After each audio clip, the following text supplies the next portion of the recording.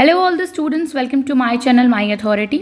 आज के इस वीडियो के अंदर हम नेक्स्ट 31 से 46 कॉन्स्टिट्यूशनल अमेंडमेंट, जो हमारी 15 की सीरीज़ चल रही थी, जिसमें हम हर कॉन्स्टिट्यूशन में जो अमेंडमेंट संशोधन हुए हैं उनको बहुत ही डिटेल से, बारीकी से, एक तरह से उनका पोस्टमार्टम करके उन्हें समझते हैं कि क्यों आए, क्या कारण थे। तो इसी में आज हमारा है 31st अमेंडमेंट, 31वां संविधान संशोधन, जिसकी डेट क्या थी 1973। तो वाई इट कैम, ये क्यों आता है? To adjust representation in Lok Sabha after population growth. देखिए, पहले बैकग्राउंड समझते हैं कि आया क्यों था। तो भारत में हर 10 साल के अंदर हमारी सेंसस यानी हमारी जनगणना होती है, हर 10 साल के अंदर होता है, जिसमें कंट्री पॉपुलेशन जो होती है कि कितनी कंट्री की जनसंख्या है उसका डाटा कलेक्ट होती है। ठीक है, उस सेंसस के बेसिस पर डिसाइड होता है कि कौन से स्टेट को लोकसभा में कितनी सीट्स मिलेगी। कहाँ पर? लोकसभा में। किसके बेस पर ये डिसाइड होता है? जो हमारे पास डाटा आता है उसके। तो वहीं 1971 की बात है, जब सेंसस हुआ था, यानी जनसंख्या काउंट हुई थी, जिसमें देखा गया, ऐसा दिखा कि भारत की पॉपुलेशन बहुत तेजी से क्या कर रही थी? बढ़ रही थी, बहुत तेजी से बढ़ रही थी। उसके वजह से स्पेशली कौन से स्टेट्स में, जैसे कि यूपी हो गया, बिहार हो गया, राइट, एमपी हो गया, महाराष्ट्र हो गया, इन सब स्टेट्स में बहुत तेजी से पॉपुलेशन बढ़ रही थी। लेकिन लोकसभा की मैक्सिमम सीट कितनी थी? 525 थी मैक्सिमम सीट उस समय, 1971 की बात है। तो इस वजह से कुछ बड़े स्टेट्स जिनकी पॉपुलेशंस काफ़ी बढ़ रही थी, ये बड़े बड़े स्टेट्स जो हमने अभी बताए, इनकी पॉपुलेशंस जो थी वो बहुत बढ़ रही थी, जनसंख्या, तो उनको उस हिसाब से ज़्यादा सीट्स नहीं मिल पा रही थी, क्योंकि वो सेंसस तो बढ़ रही थी पर उनकी सीट्स लिमिटेड थी। तो इसीलिए ये इंश्योर फेयर रिप्रेजेंटेशन जो है, ये 31वां संविधान संशोधन जो है ये आता है, ताकि जो बड़े बड़े स्टेट्स हैं उनको फेयर रिप्रेजेंटेशन कहाँ मिले? लोकसभा के अंदर मिल सके। अब देखिए, इसमें क्या क्या अमेंडमेंट के बाद क्या क्या चेंज्ड होता है वो देखते हैं। तो लोकसभा की मैक्सिमम स्ट्रेंथ कितनी थी? हमने देखी 525 थी, से बढ़कर कितनी हो गई? 545 कर दी गई थी। सबसे पहले तो ये चेंज आया, 525 से 545 कर दी गई। अब 1971 का जो सेंसस था उसके बेसिस पर सीट्स का रीएडजस्टमेंट किया गया था। रीएडजस्टमेंट मतलब बदला गया था कि जहाँ पॉपुलेशन ज़्यादा होगी, मतलब जहाँ पॉपुलेशन ज़्यादा बढ़ी थी जिस समय, वहाँ ज़्यादा एमपी भेजने का मौका मिलेगा उसको, उस स्टेट को ज़्यादा एमपी भेज सकेंगे वो। और जहाँ पॉपुलेशन रिलेटिवली स्टेबल थी, मतलब कि बराबर सी थी, स्टेबल थी, तो वहाँ क्या हुआ? वहाँ उतनी सीट्स नहीं थी कि हाँ ठीक है, जितनी ज़रूरत है उतनी ही। तो ये कुछ चेंजेस किए गए। अब जैसे एग्जाम्पल, उत्तर प्रदेश में क्या हुआ था?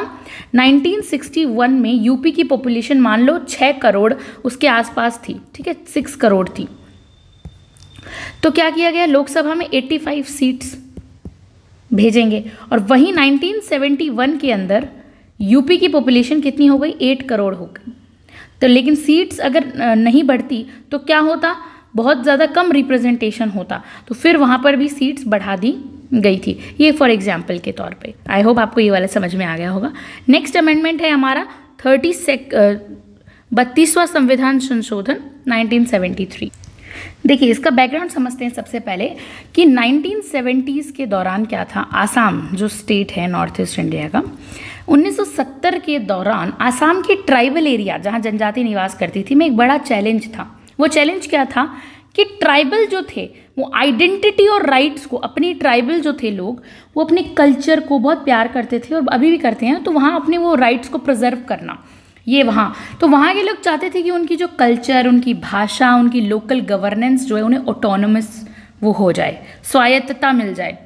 इससे पहले 6th शेड्यूल के अंदर कुछ ट्राइबल एरियाज़ को स्पेशल स्टेटस दिया गया था और उन्हें क्या बनाया गया था? ऑटोनोमस डिस्ट्रिक्ट बनाया गया था। काउंसिल्स बनाए जाते थे इससे पहले 6th शेड्यूल के अंदर। लेकिन कुछ non 6th schedule tribes area जो किस में नहीं थे? 6th शेड्यूल में नहीं थे। ऐसे ट्राइबल एरियाज़ क्या करते हैं, जैसे कि हम कह सकते हैं मिकिर हिल्स और नॉर्थ चाचर हिल्स करके थी। उनकी डिमांड क्या थी कि उन्हें प्रॉपर कॉन्स्टिट्यूशनल प्रोटेक्शंस मिले। मिचर हिल्स वगैरह की डिमांड्स थी ऐसी। तो ऐसे एरियाज़ अपने आइडेंटिटी और रिसोर्सेज को लेकर बहुत ही ज़्यादा अप्रिहेंसिव थे। उन्हें डर था कि कहीं उनकी कल्चरल ऑटोनॉमी खत्म हो जाएगी तो क्या होगा। तो उनकी डिमांड को देखते हुए 32वां संविधान संशोधन आता है। क्या इसमें चेंज आता है? इसमें यही चेंज आता है कि आसाम के जो ट्राइबल एरियाज़ के लिए स्पेसिफिक कॉन्स्टिट्यूशनल सेफगार्ड्स प्रोवाइड किए गए थे उन्हें, which is constitution related special, जैसे कि ऑटोनमस स्टेट्स की डिमांड्स के कंटेक्स्ट में उन्हें प्रोटेक्शन देना, स्टेट गवर्नमेंट और लोकल काउंसिल्स के बीच पावर को डिफाइन किया गया था कि स्टेट गवर्नमेंट की इतनी पावर है, लोकल गवर्नमेंट्स की इतनी पावर, इनके बीच में पावर को डिफाइन करना। और पार्लियामेंट को पावर मिली कि अब वो लॉ बनाए तो ग्रांट मोर ऑटोनॉमी दे, जिससे क्या हो, उन्हें स्वायत्तता मिल सके और प्रोटेक्ट एग्जिस्टिंग काउंसिल, जो पहले से एग्जिस्टिंग काउंसिल्स बनाई हुई थी उनको भी प्रोटेक्शन देने की बात की गई थी। तो देखिए इसी तरह से हमने समझा कि ये क्यों आया था आसाम की और ज़्यादा देने के लिए, पर्टिकुलर आसाम के कंटेक्स्ट में था ये संविधान संशोधन। अब हम 33 अमेंडमेंट पढ़ेंगे। एक्ट 1974 इसका ईयर है। क्यों आता है 33वां संविधान संशोधन? 1970 के दशक में 1970s के दौरान पॉलिटिकल इंस्टेबिलिटी काफ़ी बढ़ गई थी, यानी पॉलिटिकल इंस्टेबिलिटी, अस्थिरता, राजनीतिक अस्थिरता बहुत बढ़ गई थी। इससे क्या हुआ कि कई बार एमएलए और एमपी को, मतलब इनके बीच में बहुत ज़्यादा बढ़ गई थी।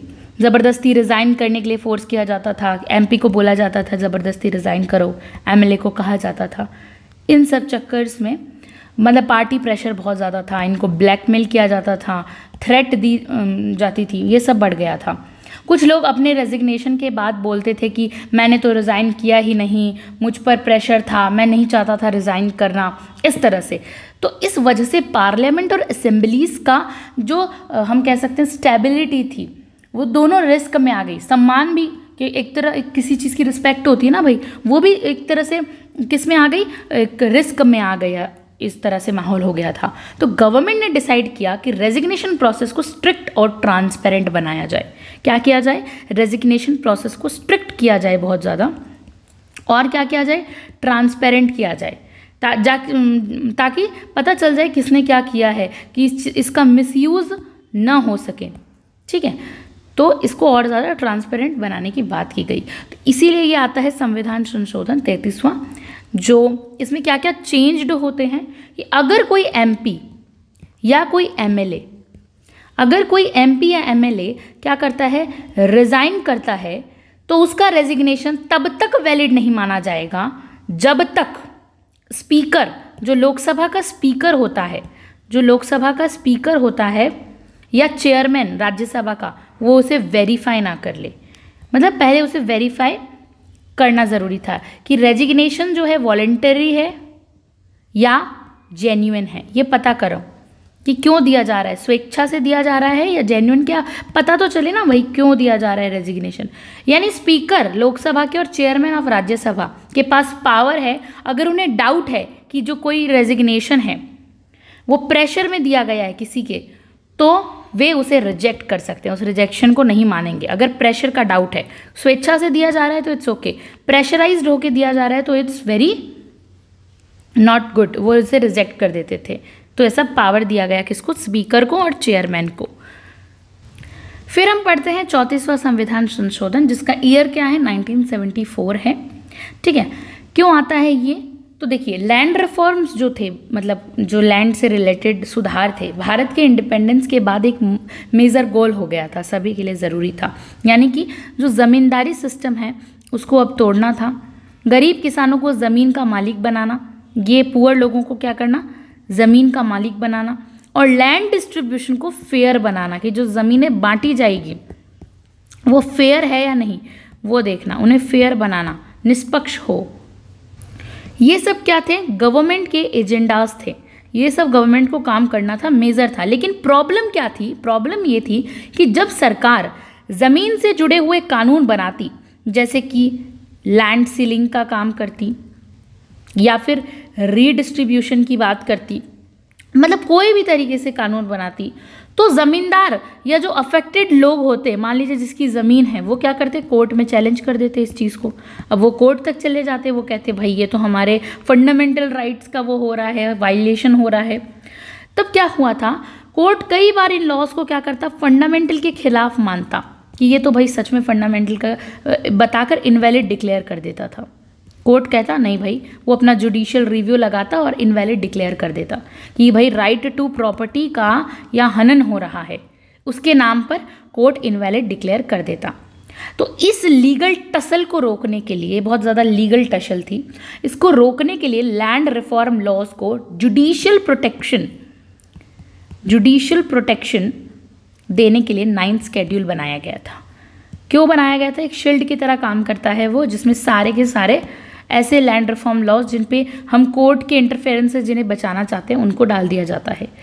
अब क्या होता है, इसमें चेंज क्या आते हैं? 20 नए land reforms laws 9th schedule में डाला गया, जिनसे वो कोर्ट्स की जुडिशियल रिव्यू से बच सकें। तो वंस किसी लॉ को अगर 9th शेड्यूल में अगर मान लीजिए एक बार भी डाल दिया गया तो कोर्ट्स उसकी वैलिडिटी चैलेंज नहीं कर सकती, कोर्ट्स उसकी तरफ देख भी नहीं सकती अगर एक बार उसको 9th शेड्यूल में डाल दिया गया तो, चाहे वो फंडामेंटल राइट से ही रिलेटेड क्यों ना हो, कोर्ट नहीं देख सकती। तो ये 34th अमेंडमेंट इसकी बात करता है। फिर नेक्स्ट कौन सा संविधान संशोधन हुआ था? 35वां। उसका एक्ट ईयर क्या है? 1974। अब इसमें ये क्यों आया था, इसके पीछे का बैकग्राउंड क्या था? तो देखिए, सिक्किम एक प्रिंसली स्टेट था। पहले सिक्किम क्या था? एक प्रिंसली स्टेट था, लेकिन वो इंडियन यूनियन का पार्ट ऑफिशियली नहीं था। जो हमारा इंडियन यूनियन था ना पूरा का पूरा, उसका पार्ट जो है वो ऑफिशियली नहीं था।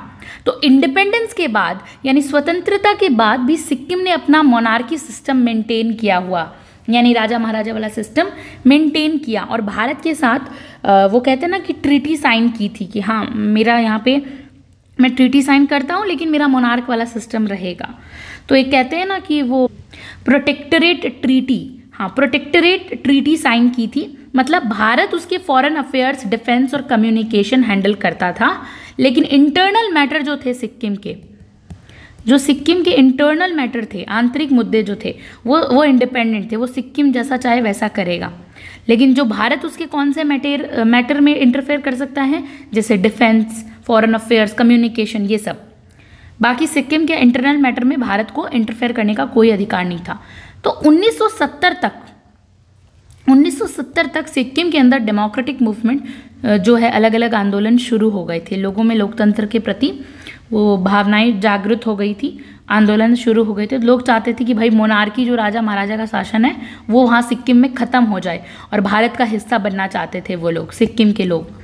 और क्या हुआ? पॉलिटिकल इंस्टेबिलिटी, वहाँ की जो राजनीतिक स्थिरता स्थिर नहीं रही थी, अस्थिरता बढ़ने लगी थी, बहुत ज़्यादा पॉलिटिकल इंस्टेबिलिटी बढ़ती जा रही थी। तो इसी चेंजिंग सिनेरियो को देखते हुए कि भाई ये चेंजिंग सिनेरियो हो रहा था, इसी चीज़ को देखते हुए भारत ने स्टेप बाय स्टेप क्या किया था? सिक्किम को इंटीग्रेट किया था, खुद के अंदर शामिल किया था, स्टेप बाय स्टेप करने का फैसला किया। पहला स्टेप क्या था? उसे एक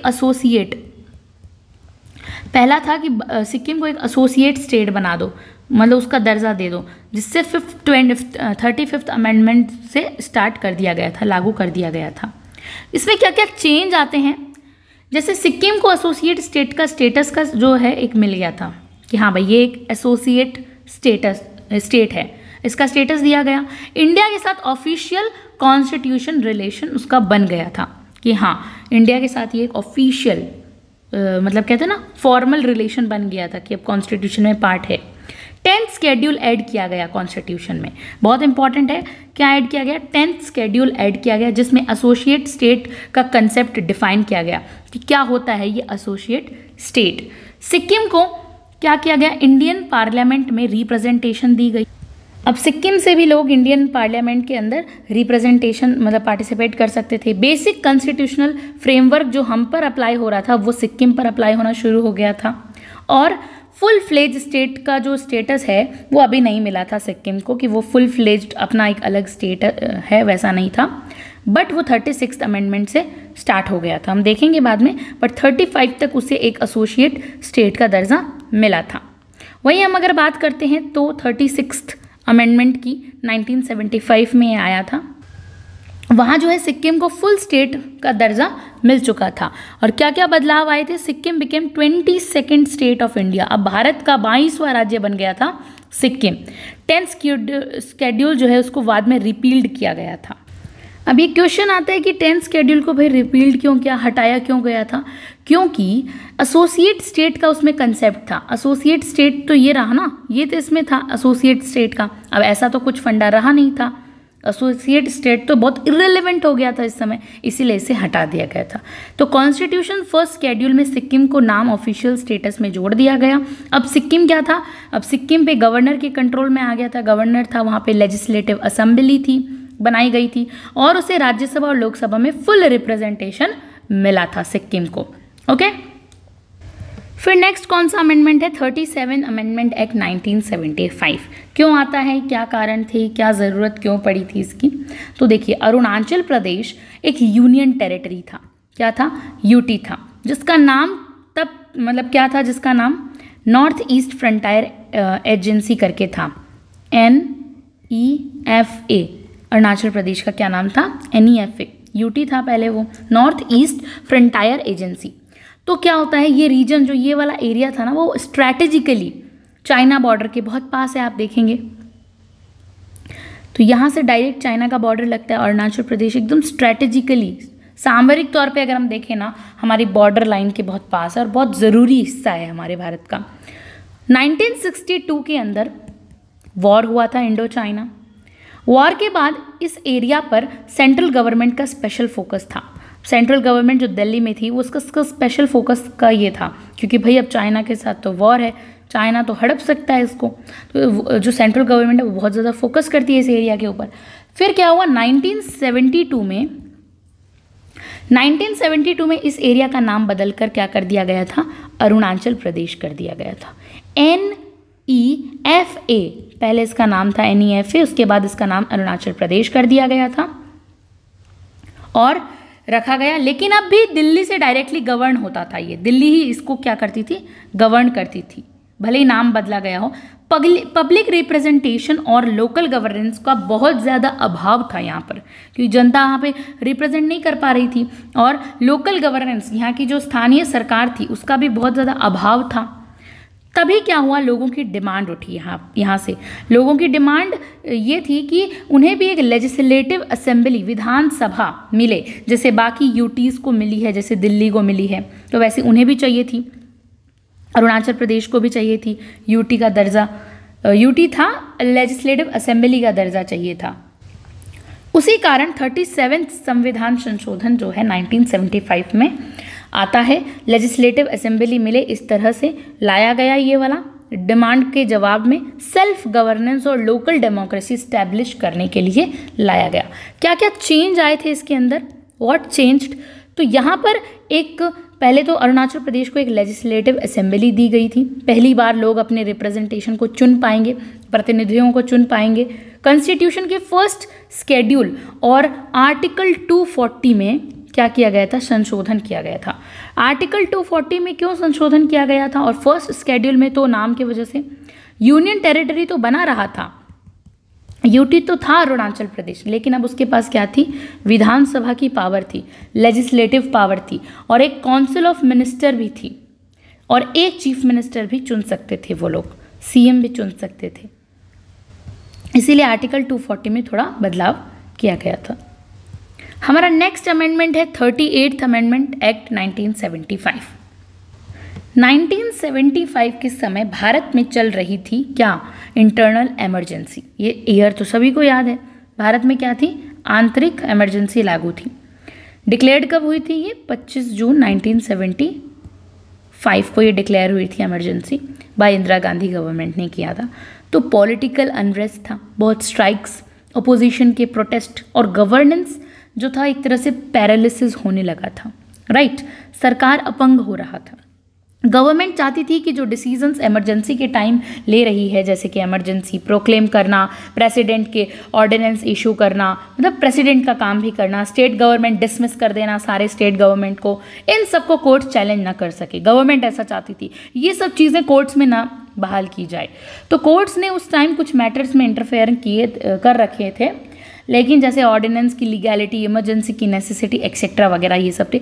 तो ब्लॉक, मतलब ये सब जो block any judicial check during emergency, so to block इन्हीं जुडिशल चेक ड्यूरिंग इमरजेंसी, ये जो 38th अमेंडमेंट लाया गया था कि ये सब चीज़ों को ब्लॉक किया जा सके, जुडिशल चेक ना हो, ठीक है, यानी ताकि एग्जीक्यूटिव को फुल फ्रीडम मिल सके और वो कोर्ट उसमें कोई भी तरीके से इंटरफेयर ना करे। कोर्ट के इंटरफेरेंस से एक तरह से सुरक्षा कवच करने के लिए ये अमेंडमेंट लाया गया था, जो कि ड्यूरिंग इमरजेंसी आया था। इसमें क्या क्या बदलाव आए थे, तो इमरजेंसी प्रोक्लेमेशन जो होता है, जो कौन कौन से आर्टिकल में, आर्टिकल 352, 356 एंड 360, नेशन, स्टेट और एक फाइनेंशियल, तो इसके लिए जुडिशियल रिव्यू को बहाल कर दिया गया, हटा दिया गया कि इन मामलों में जुडिशियल रिव्यू नहीं लागू होगा, कोर्ट्स अब उन्हें क्वेश्चन नहीं कर सकेंगे इस समय जो भी होगा। प्रेसिडेंट्स के ऑर्डिनेंस कौन से आर्टिकल में आते हैं, प्रेसिडेंट के ऑर्डिनेंस बहुत इंपॉर्टेंट है, 123 आर्टिकल में, और गवर्नर वाले स्टेट 213 में। तो इन्हें भी जो है मेन इशू के टाइम 1975 में हम जानते हैं भारत में क्या चल रही थी, इंटरनल इमरजेंसी चल रही थी। ओके, तो ये डिक्लेयर्ड हो गई थी 25 तारीख को, और इंदिरा गांधी गवर्नमेंट, पॉलिटिकल बहुत सारे अनरेस्ट थे, तो इसी के कारण, पॉलिटिकल अनरेस्ट के कारण गवर्नमेंट क्या चाहती थी, जो वो डिसीजंस ले रही है वो कोई भी तरीके से हो, उसको जो है कोई भी तरीके से कोर्ट रोक ना सके। जो हमने देखा प्रेसिडेंट्स के ऑर्डिनेंस पावर 123, फिर 213, ये सब देखे हमने। फिर कैबिनेट एडवाइस टू प्रेसिडेंट भी जुडिशियल रिव्यू से एक्सेम्प्ट कर दी गई थी। अब जो कैबिनेट एडवाइस भी नहीं लेनी थी प्रेसिडेंट को, और कोर्ट्स अब यह डिसाइड नहीं कर सकते थे कि इमरजेंसी डिक्लेयर करना ज़रूरी है या नहीं, सरकार का ही डिसीजन क्या माना जाएगा, फाइनल माना जाएगा, सरकार ही सब कुछ देखेगी। तो ये था, इसीलिए ये अमेंडमेंट यहाँ पर लेकर आया गया था। अब हम पढ़ते हैं नेक्स्ट अमेंडमेंट, 39th अमेंडमेंट 1975 को आता है। ये क्यों आता है, वाई इट कैम, क्या कारण था इसके आने का, 39th अमेंडमेंट। तो देखिए, ये अमेंडमेंट डायरेक्ट रिजल्ट था इंदिरा गांधी के इलेक्शन केस का। इंदिरा गांधी का जो इलेक्शन केस था उसका डायरेक्ट रिजल्ट था ये। 1971 में इंदिरा गांधी ने रायबरेली से लोकसभा का इलेक्शन जीता। कहाँ से जीता था, रायबरेली से जीता था। ओके, रायबरेली से केस जो इलेक्शन जीता था लोकसभा का। और 1975 में इलाहाबाद हाई कोर्ट में 1976 के अंदर 1975 में ही इलाहाबाद कोर्ट ने उनका इलेक्शन जो है वो क्या इनवैलिड डिक्लेयर कर दिया था, क्योंकि उन्होंने गवर्नमेंट की मशीनरी का मिसयूज़ किया था। इसके वजह से माल प्रैक्टिसेस का रीज़न था इलेक्शन माल प्रैक्टिसेस, उन्होंने गवर्नमेंट मशीनरी का यूज़ किया था इलेक्शन के दौरान, इसीलिए उनके इलेक्शन को क्या कर दिया था, नल एंड इनवैलिड डिक्लेयर कर दिया था। कोर्ट ने कहा था आप 6 साल तक इलेक्शन कंटेस्ट नहीं कर सकती हैं, यानी इलेक्शन में पार्टिसिपेट नहीं ले सकती हैं। कितने साल तक, 6 साल तक। ऐसा किसने कहा, इलाहाबाद हाई कोर्ट ने। इस जजमेंट के बाद अब क्या था, पीएम की पोजीशन जो थी इंदिरा गांधी की, वो क्राइसिस आ गई थी उसमें।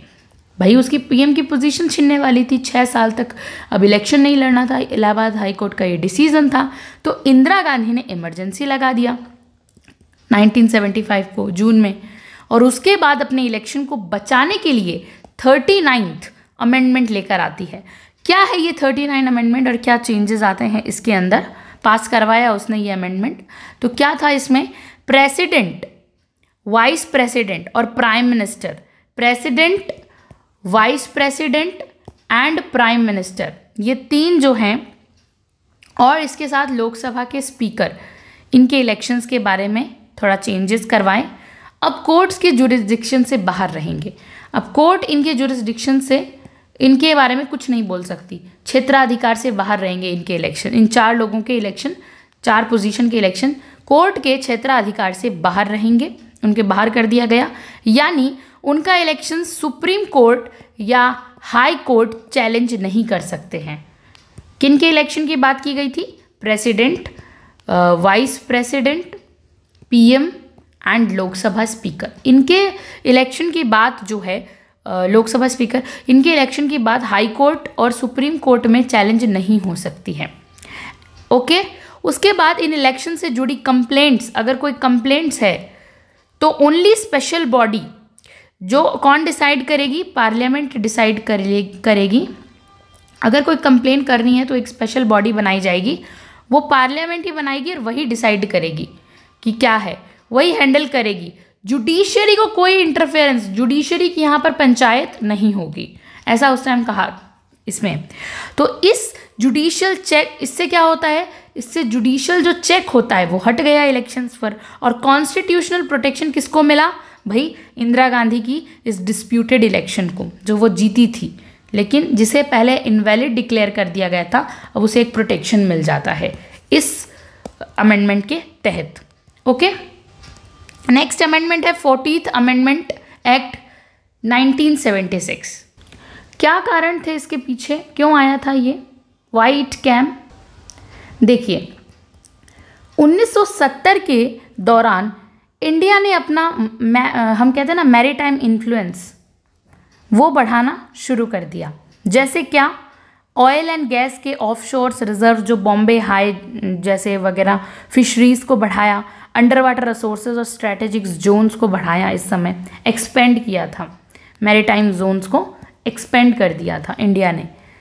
ओके, मतलब मैरीटाइम होता है समुद्रों से रिलेटेड, पानी से रिलेटेड चीज़ों को, जिसमें आ गया आपका फिशरीज, बॉम्बे हाई के जो है वो रिजर्व्स, अंडर वाटर रिसोर्सेज, ये सब। अब यूनाइटेड नेशंस कन्वेंशंस जो था, यूनाइटेड ये है united nations conventions on law of the sea, ये है LOS, हाँ LOS है यहाँ पर, LOS। तो united nation conventions on the law of the sea, ये इसके अकॉर्डिंग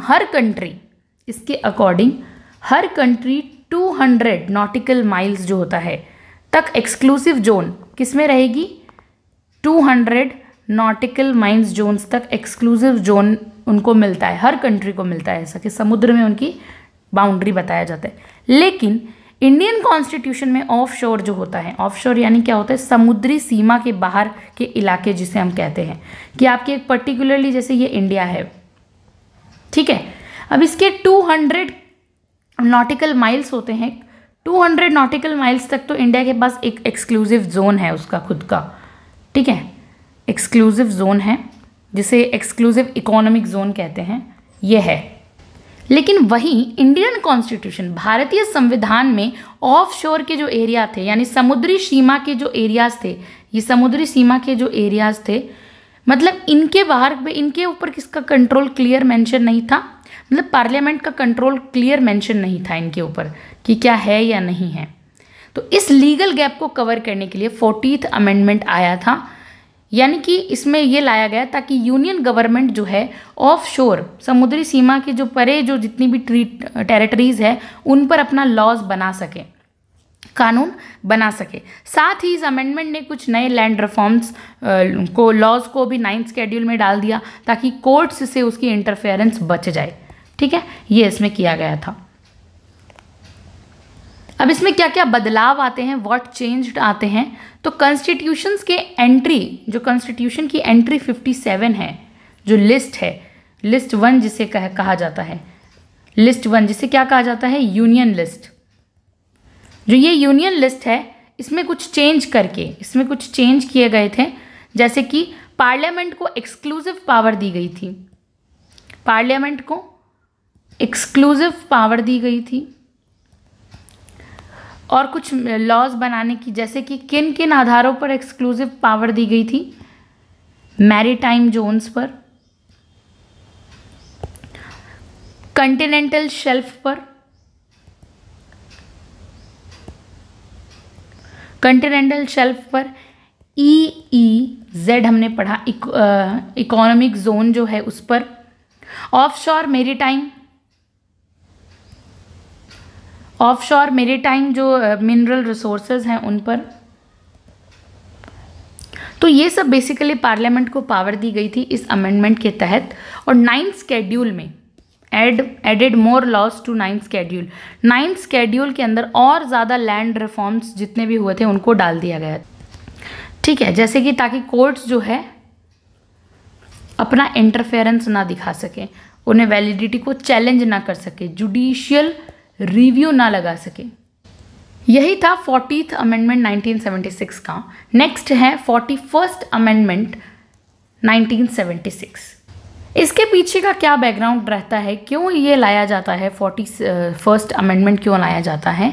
तो देखिए, पब्लिक सर्विस कमीशन, अगर हम बात करें पीएससी की, पब्लिक सर्विस कमीशन का क्या काम होता है? स्टेट लेवल पर रिक्रूटमेंट करना, भर्ती करना, एग्जाम्स और अपॉइंटमेंट को फेयर ट्रांसपेरेंट बनाना। जैसे कि फॉर एग्जांपल आप राजस्थान में रहते हैं तो आरपीएससी कंडक्ट होता है ना, बिहार में रहते हैं तो बीपीएससी, और यूपी में रहते हैं तो यूपी पीएससी। ये सब एग्जाम्स हैं। तो ये अलग अलग स्टेट का काम होता है फेयर तरीके से वो रिक्रूटमेंट करवाए, ठीक है, स्टेट लेवल पर। तो इन कमीशंस के चेयरमैन और मेंबर्स की रिटायरमेंट एज 60 ईयर्स थी पहले। कितनी ईयर्स थी? 60 ईयर्स थी। लेकिन स्टेट गवर्नमेंट और एक्सपर्ट्स ने ऑब्जर्व किया, जो राज्य सरकारें थी उन्होंने क्या ऑब्जर्व किया, एक्सपीरियंस्ड ऑफिसर्स जो थे, जिनको बहुत अनुभव था, को रिटायर कर दिया जा रहा था, तुरंत ज़्यादा ही जल्दी रिटायर कर दिया जा रहा था। उनके पास वैल्यूएबल नॉलेज था फिर भी, तो क्योंकि भाई उनकी एज थी 60, तो ऐसे, जबकि लाइफ एक्सपेक्टेंसी और एक्टिव वर्किंग कैपेसिटी बढ़ती जा रही थी। लाइफ एक्सपेक्टेंसी होती ना कि हाँ लाइफ में रिवॉर्ड्स वगैरह वो वाली की हाँ जा रही थी।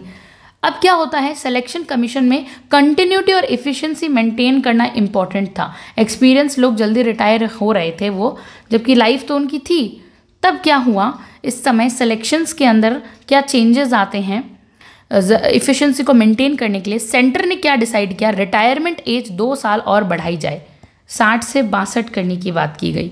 2 साल और बढ़ा दी जानी चाहिए, ताकि उनके जो एक्सपीरियंसेस हैं, उनके जो अनुभव हैं, उनके जो इम्प्रूवमेंट हैं वो स्टेबिलिटी मिले और उनके अनुभव का हमें फ़ायदा यूटिलाइज्ड हो सके ज़्यादा से ज़्यादा। ये किया गया उसमें 2 साल और बढ़ाई गई उनकी रिटायरमेंट एज को, increase retirement age state PCS members 60 से 62 कर दी गई। ये चेंजेस आते हैं। तो आर्टिकल कौन सा बदलेगा, आर्टिकल 316 क्लॉज 2।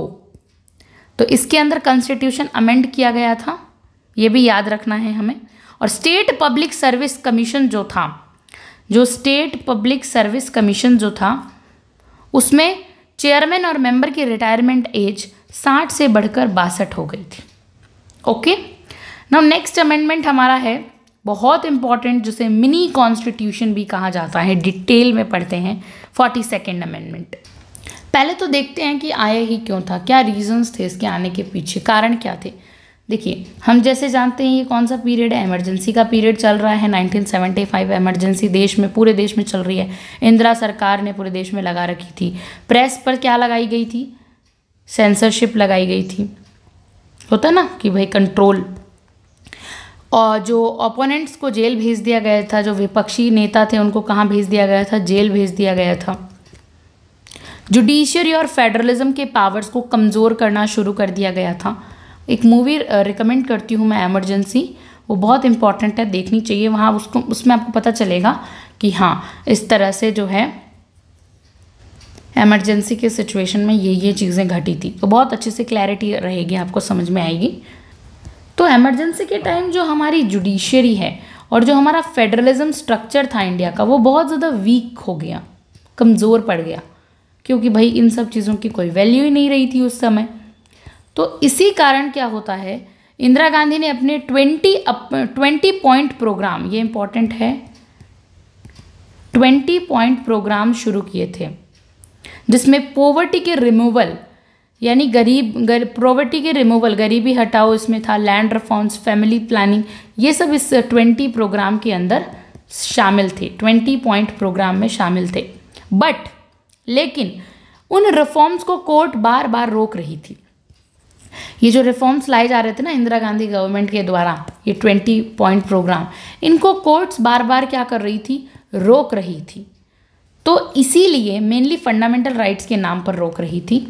तो इसीलिए सरकार ने सोचा, जो इंदिरा गांधी गवर्नमेंट है वो सोचती हैं कि कॉन्स्टिट्यूशन ही बदल दो, यानी कि संविधान ही बदल दो, ताकि कोर्ट्स इंटरफेयर ना कर सके। अब देखिए, कॉन्स्टिट्यूशन को बदलने की बात कर दी गई है, इसी सोच से क्या आता है 42वां संविधान संशोधन आता है, जो इमरजेंसी के दौरान बिना ऑपोजिशन के जल्दी के पास करवाया गया था। मतलब ऑपोजिशन तो था नहीं, जेल भेजे हुए थे लोग, तो मतलब जल्दीबाजी में जल्दी से पास करवाया था ऑपोजिशन के मतलब इससे जल्दी से। तो व्हाट चेंज्ड, क्या चेंज्ड आए थे इसके अंदर आफ्टर, इसके बाद क्या क्या चेंज आए थे जब ये 42वां संशोधन हो गया था। प्रीएम्बल को सबसे पहले देखिए बदला गया था। इसमें किसको बदला गया था? प्रीएम्बल को बदला गया था। अमेंड प्रीएम्बल, क्या क्या जोड़ा गया? Socialist, secular, integrity. One line में अगर हम समझे ना, सोशलिस्ट क्या होता है, वही जब हमने पढ़ा था, यानी कि वेल्थ का फेयर डिस्ट्रीब्यूशन। किसका? वेल्थ का फेयर डिस्ट्रीब्यूशन। ये बात सोशलिस्ट वाले लोग करते हैं, वेल्थ का फेयर डिस्ट्रीब्यूशन होना जरूरी। सेक्युलर क्या कहते हैं? सभी धर्मों को सम्मान, रिस्पेक्ट दो, ये चीज़ जोड़ी गई इसमें। इंटीग्रिटी का मतलब देश की एकता और अखंडता की बात की गई। तो ये तीन चीज़ें हमारे प्रीएम्बल में एड ऑन की गई थी, जोड़ी गई थी, सोशलिस्ट, सेक्युलर और इंटीग्रिटी। पहले वर्ड नहीं थे प्रीएम्बल में। फिर क्या किया गया था?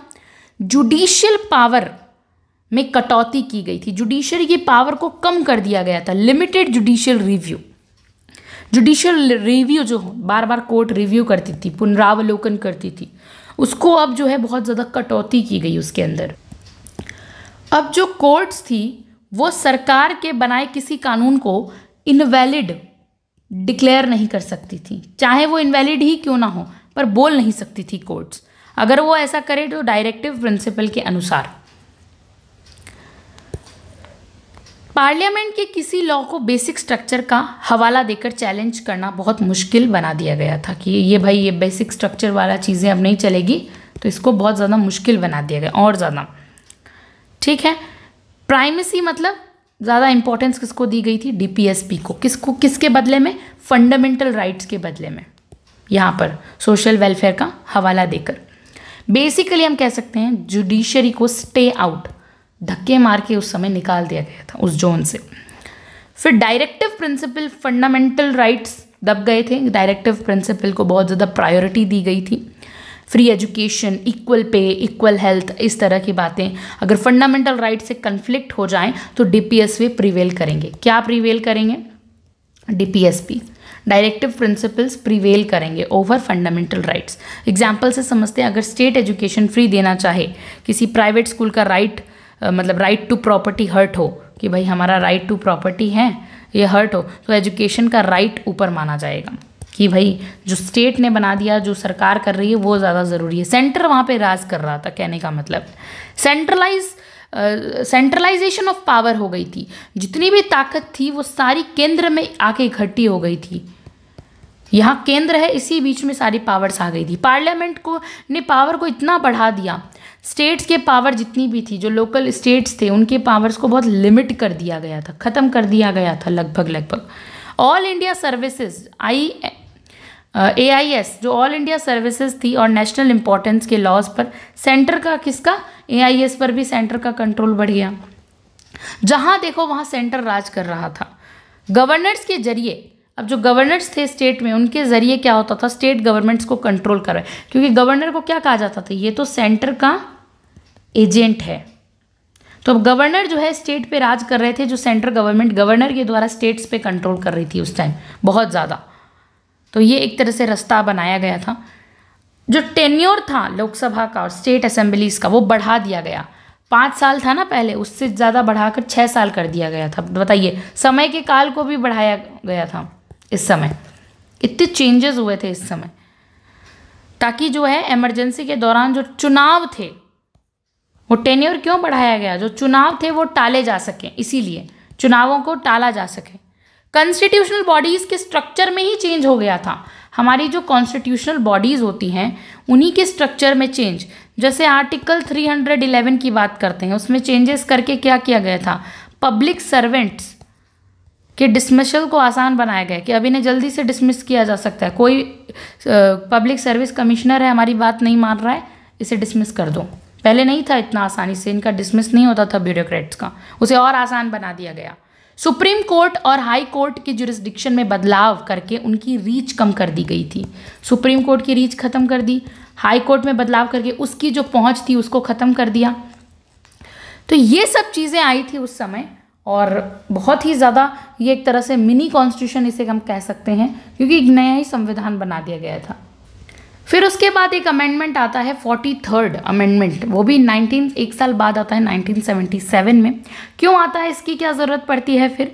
तो इमरजेंसी का काल कब से कब तक था? 1975 से 77 तक ये इमरजेंसी का पीरियड था। इंदिरा गांधी गवर्नमेंट, जिसमें उसने 22वां संविधान संशोधन लेकर आया, जिसमें जुडिशरी की पावर को कम कर दिया गया था, फंडामेंटल राइट को नीचा कर दिया गया था, और एग्जीक्यूटिव को जो है मतलब बहुत ज़्यादा पावर दे दी गई थी। लेकिन 1977 के अंदर क्या होता है, जनता पार्टी जो है वो जीत जाती हैं, उनकी जीत होती है, और इमरजेंसी और ये जो अथॉरिटेरियनिज्म जो चल रहा था वो जो है अब उसके खिलाफ लड़ रही थी जनता पार्टी। तो उनका सबसे बड़ा क्या वादा था कि कॉन्स्टिट्यूशन को वापस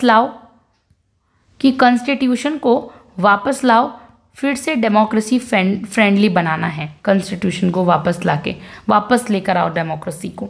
इसलिए पावर में आते ही उन्होंने पास किया 43rd अमेंडमेंट। किसने? जनता पार्टी ने, जो 1977 में आया था, to undo the emergency era constitutional damage. जो इमरजेंसी के टाइम जो डैमेज हुए हैं उसको वापस सही करना जैसे भी हो, इसीलिए 43rd अमेंडमेंट आता है। क्या क्या चेंज होते हैं इसके अंदर? जुडिशियल रिव्यू को वापस बहाल किया गया। हाँ भाई, अब कोर्ट जुडिशियल रिव्यू लगा सकती है। सुप्रीम कोर्ट और हाई कोर्ट को इसमें क्या किया गया था?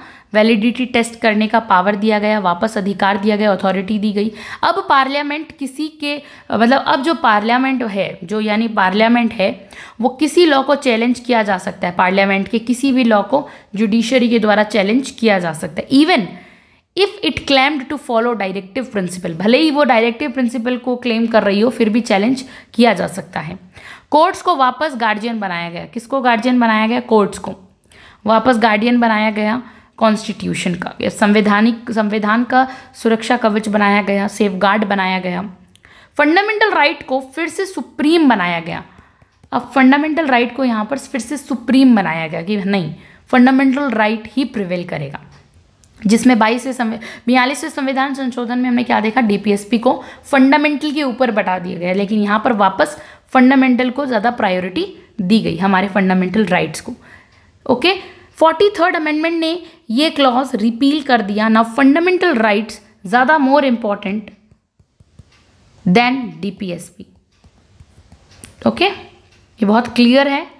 उसके बाद इमरजेंसी रिलेटेड अथॉरिटेरियन प्रोविजन को फिर से रिपील किया गया, यानी कि article 31D with allowed parliament to punish anti national activities. इसके अंदर है कि पार्लियामेंट एंटी नेशनल एक्टिविटीज़ को जो है वो कर सकती है। इसको रिपील कर दिया गया कि पहले क्या था, ऐसे कुछ लोग थोड़ा विद्रोह करते थे, थोड़े बहुत लोग, तो पार्लियामेंट उन्हें पकड़ के जेल में डाल देती थी। तो वो ऐसा इल्ज़ाम लगा देती थी कि ये तो पार्लियामेंट और एंटी नेशनल है, देशद्रोह है। तो ऐसा नहीं था, अब उस चीज़ को हटा दिया गया था। और गवर्नमेंट के पास जो एक्स्ट्रा पावर्स थी उसे क्रश करने की, मतलब हर चीज़ को डिसेंट करने की, क्रश करने की, वो छीन ली गई थी। अब गवर्नमेंट इससे कुछ अपनी मनमानी नहीं कर सकती थी। अब आता है 44th अमेंडमेंट। देखिए बहुत इंपॉर्टेंट है 44th अमेंडमेंट, 1978 के अंदर आता है।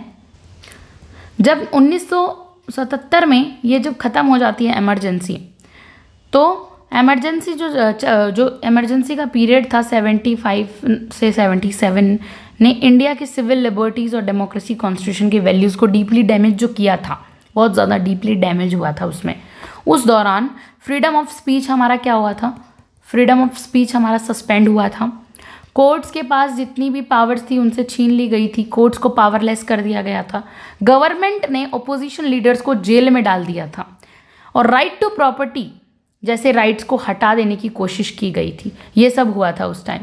तो जनता पार्टी सरकार ने 1977 के अंदर इमरजेंसी के बाद ये डिसीजन लिया कि अब कॉन्स्टिट्यूशन को ऐसे रिस्टोर किया जाए, वापस ऐसे उसको लाया जाए, किसको? हमारे कॉन्स्टिट्यूशन को, दोबारा कोई ऐसी सरकार अथॉरिटी ना बन सके, मतलब अगर दोबारा मान लीजिए वैसी सरकार भी बनती तो वो अपनी मनमानी ना कर सके। इस तरह से अब कॉन्स्टिट्यूशन को इतना जो है मजबूत किया जाए कि उसमें बदलाव असंभव हो जाए करना, इस तरह से इतना अथॉरिटेरियन बदलाव असंभव हो जाए। तो ये जनता पार्टी कहती हैं। 44th अमेंडमेंट आता है और ये हमारे फ्यूचर के लिए सेफगार्ड बनता है। इमरजेंसी को रोकने के लिए ज़रूरी था, ये बहुत इंपॉर्टेंट है। सिविल राइट्स को बचाने के लिए और जुडिशरी को और ज़्यादा मजबूत करने के लिए, एम्पावर करने के लिए, कोर्ट्स हमारी और ज़्यादा इससे मजबूत हो जाती है। क्या इसके अंदर चेंजेस आते हैं? देखिए, सबसे पहले राइट टू प्रॉपर्टी जो था, right to property fundamental right से इसको हटा दिया गया था, इसको लीगल राइट बना दिया गया था। राइट टू प्रॉपर्टी को फंडामेंटल राइट से हटा देने के बाद इसे लीगल राइट बनाया गया। फिर ताकि क्या हो सके, मतलब रिपील कर दिया गया था और एक लीगल राइट कब बना था, कौन से इसमें, 300 क्लॉज ए के अंदर आर्टिकल, ये आर्टिकल याद रखना है, बहुत इंपॉर्टेंट है। 300 क्लॉज ए एक लीगल राइट बन गया था हमारा। फिर अब अगर गवर्नमेंट लैंड एक्वायर करती है, मान लीजिए गवर्नमेंट है, उसको ये ज़मीन चाहिए, अब वो अपनी ज़मीन लेती है तो साथ में कंपनसेशन तो देना होगा, लेकिन सिटीजन सुप्रीम कोर्ट नहीं जा सकता फंडामेंटल राइट के बेस पर। अब सिटीजन जो है सुप्रीम कोर्ट नहीं जा सकता है। पहले तो ये फंडामेंटल राइट थी, अब क्या बन गई, लीगल राइट। तो अब सिर्फ कंपनसेशन ले सकती है सरकार से। नेशनल इमरजेंसी के डिक्लेरेशन को और टफ बनाया गया, यानी कि मन चाहा, मेरा मन कर रहा है मैं नेशनल इमरजेंसी लगा दूं, ऐसा नहीं होगा। बहुत टफ प्रोसेस बना दिया गया था। अब इमरजेंसी तभी डिक्लेयर की जा सकती है जब वॉर हो, कोई बाहर से युद्ध की स्थिति हो, एक्सटर्नल एग्रेशन हो, बाहरी कंट्री ने कोई आक्रमण कर दिया हो, या आर्म्ड रेबेलियन, सशस्त्र विद्रोह जिसे कहते हैं, इंटरनल डिस्टर्बेंस अगर हो जाए, वेग हो जाए, तभी सिर्फ नेशनल इमरजेंसी लग सकती है, अदरवाइज नहीं। प्रेसिडेंट तभी इमरजेंसी डिक्लेयर करेगा जब एंटायर कैबिनेट राइटिंग रिकमेंड देगी, उसे लिख कर देगी, तभी। तो इस चीज़ को कहा गया। पहले पीएम अकेले ही जो रिकमेंड करता था, पूरे कैबिनेट की जिम्मेदारी होगी कि वो मतलब बात मानेगा। अब ऐसा नहीं था, पूरा कैबिनेट देगा। Restored article 226 powers of high court, यानी अब जो है 42वें संविधान संशोधन में क्या किया गया था, हाई कोर्ट्स के जितने भी रिट थी, जिसे हम कहते हैं ना हमारी रिट जुरिस्डिक्शन को नैरो कर दिया गया था। हाई कोर्ट रिट जारी नहीं कर सकती थी, परंतु 44वें संविधान संशोधन ने उनका ओरिजिनल पावर वापस उनको दे दी। किसको दे दी, हाई कोर्ट को दे दी। कौन से आर्टिकल में दे दी गई थी, 226 में रिट जारी करने की आदत। अब वो फिर से लोगों के रिट्स के प्रोटेक्ट कर सकती है, राइट्स को। किसके द्वारा, भाई रिट के द्वारा प्रोटेक्ट कर सकती है। अब आता है फंडामेंटल राइट्स जो थे हमारे, जो इमरजेंसी के समय उन्हें जो प्रोटेक्शंस नहीं मिली थी, अब उन्हें और प्रोटेक्शन दी गई थी इसके अंदर। जैसे कि आर्टिकल 20 जो क्या कहता है, प्रोटेक्शन इन क्रिमिनल लॉ, और आर्टिकल 21 क्या कहता है, right to life and liberty की बात करता ही है। इन दोनों को 20 और 21 को अब इमरजेंसी के दौरान भी जो है ना आप सस्पेंड नहीं कर सकते हो। भले ही देश में अब नेशनल इमरजेंसी लगे, आपका जो 21वां मतलब फंडामेंटल राइट है, जिसको जीवन का अधिकार कहा जाता है, वो नहीं छीन सकते। और article 20 protection in criminal laws, ये भी आपसे नहीं छीना जा सकता। इन दोनों को अब इमरजेंसी में भी सस्पेंड नहीं किया जा सकता। इसका मतलब कहीं भी इमरजेंसी लगे तो भी गवर्नमेंट बिना किसी रीज़न के आपको जेल में नहीं डाल सकती। हमने देखा ना, इमरजेंसी के टाइम ओपोजिशन पार्टी वालों को सबको जेल में डाल दिया गया था, अब ऐसा नहीं कर सकती है। ये था 44th अमेंडमेंट। अब हम नेक्स्ट अमेंडमेंट देखते हैं, 45th अमेंडमेंट, जो कि 1980 के अंदर आता है। इसके पीछे क्या बैकग्राउंड था, क्या स्टोरी, कि क्यों आया ये, पहली बात तो ये देखते हैं कि देखिए, जब इंडिया का कॉन्स्टिट्यूशन 1950 के अंदर, भारत का संविधान कब लागू हुआ, 1950 के अंदर लागू हुआ, तब आर्टिकल 334 ने कहा था कि स्केड्यूल्ड कास्ट, जो स्केड्यूल्ड कास्ट है और स्केड्यूल्ड ट्राइब्स जो है और एंग्लो इंडियंस जो है, इनकी बात की गई थी। इनको लोकसभा और विधानसभा, जो स्टेट की विधानसभा में 10 साल तक रिजर्वेशन जो है, सीट रिप्रेजेंटेशन दिया जाएगा। कब तक, 1960 तक, ऐसा कहा था। लेकिन जब 1960 आया, तब तक एसटी और एससी की जो कम्युनिटीज़ थी, वो फुल पॉलिटिकल अपलिफ्टमेंट उनका हुआ ही नहीं था। रिजर्वेशन का उनको पूरा बेनिफिट नहीं मिला, उनका जो है विकास, अपलिफ्टमेंट कहते हैं, नहीं हुआ था। इसीलिए पार्लियामेंट ने हर 10 साल हर 10 साल में एक कॉन्स्टिट्यूशनल अमेंडमेंट करके रिजर्वेशन को एक्सटेंड किया था। अब देखिए, हर 10 साल में कॉन्स्टिट्यूशन में अमेंडमेंट करके जो ये रिजर्वेशन आरक्षण जो था ना, इसको बढ़ाया था। जैसे कि 8th हमने देखा था अमेंडमेंट में किया गया, 23rd अमेंडमेंट में किया गया, अब 1980 आ चुका था, 1980 आ चुका था। तो यही बात है कि अब जैसे ही ये डेट आई तो 45वां संविधान संशोधन 1980, ताकि रिजर्वेशन और जो पॉलिटिकल रिप्रेजेंटेशन है उनको और 10 साल तक यानी कि 1990 तक बढ़ाया जा सके, इसीलिए आया। क्या क्या इसके अंदर चेंज हुआ था?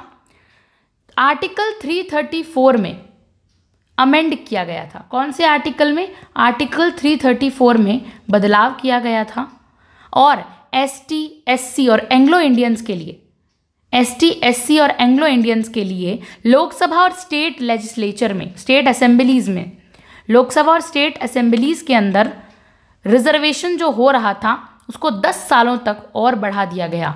1990 तक की बात है, तब तक बढ़ा दिया गया था। यह amendment only one time bound extension था, किसी नए कम्युनिटी या पॉलिसी को अफेक्ट नहीं करता था, ये वन टाइम बाउंड था, ये इन्हीं कम्युनिटीज़ के लिए था। फिर आता है 46th अमेंडमेंट 1982। तो क्या कारण था इसके आने के पीछे, रीज़न क्या था और क्यों आता है? तो देखिए, सेल्स टैक्स क्या होते हैं ये समझते हैं। सेल्स टैक्स राज्यों के लिए एक बड़ा रेवेन्यू सोर्स था। इससे किनको फ़ायदा मिलता था? राज्यों को रेवेन्यू मिलता था। स्टेट्स सेल्स ऑफ गुड्स पर टैक्स लगाया जाता था, कोई सामान होता था उस पर टैक्स लगाया जाता था। लेकिन प्रॉब्लम ये थी कि ट्रांजैक्शन यानी सेल, ये सेल कहलाने लायक नहीं थे, लेकिन असल में वो भी गुड्स की सप्लाई ही थी। जैसे कि कोई हायर परचेज की बात अगर हम करें, सिंपल लैंग्वेज में समझते हैं, किस्तों पर खरीद, हायर परचेज की बात की जाएगी। और वर्क्स कॉन्ट्रैक्ट होंगे, जैसे फर्नीचर बनवाना या कुछ, restaurant service with food, lottery tickets, license, leasing, lease पर लेना, ट्रांसफरिंग ऑफ राइट। तो कोर्ट्स बार बार ये कहते थे ये फुल फ्लेज्ड सेल नहीं है, इस पर सेल्स टैक्स नहीं लग सकता इन सब चीज़ों पर। तो इससे क्या हुआ था, इन पे टैक्स अगर नहीं लगेगा तो अब राज्यों का जो है कमाई का जरिया, कमाई घटने लगी और कन्फ्यूजन्स बढ़ता गया। तो फिक्स करने के लिए इस चीज़ को कि 46th अमेंडमेंट लाया गया था और इसमें क्या कहा गया कि सेल को, जो ये सेल है, इसको एक्सपेंड किया जा सके ताकि टैक्स बेस को वाइड किया जा सके, टेक्स्ट और वाइड हो सके, जैसे स्टेट भी अपनी कमाई कर सके। तब क्या चेंज आते हैं इसके अंदर, डिफाइन किया गया टेक्स्ट ऑन सेल्स क्या है कि आर्टिकल 366 में एक न्यू क्लॉज और ऐड किया गया, 29A। आर्टिकल 366 में 29A ऐड किया गया, जिसमें text on sale, purchase of goods, ये याद रखने की बात है, टैक्स ऑन सेल और परचेज ऑन गुड्स को एक्सपेंड किया गया। यानी हम समझते हैं, देखिए, hire purchase transactions, work contract, transfer of rights to use goods and ये restaurant, food and service, supply of goods by clubs वगैरह, cops and members, and lottery, betting and gambling, इन सब चीज़ों पे कहा गया कि अब टैक्स लगाया जा सकता है। ये ट्रांजैक्शंस जो है इन पर भी सेल के इक्विवेलेंट माने जाएंगे, ये सब सेल के इक्विवेलेंट ही माने जाएंगे, इन पर भी स्टेट जो है टैक्स लगा सकता है। तो इससे लीगल लूप होल्स क्लोज हो गए और टैक्स सिस्टम ज़्यादा यूनिफॉर्म और क्लियर हो गया था। पहले इन सब चीज़ों पर स्टेट जो है वो टैक्स नहीं लगा सकता था। जब ये अमेंडमेंट आया तब इन सब चीज़ों पर टैक्स लगने लगे और इसको सेल के इक्विवेलेंट माने जाने लगा था। तो यही था, आज हमने इस वीडियो के अंदर 15 अमेंडमेंट डिस्कस किए। Thank you so much for watching this video.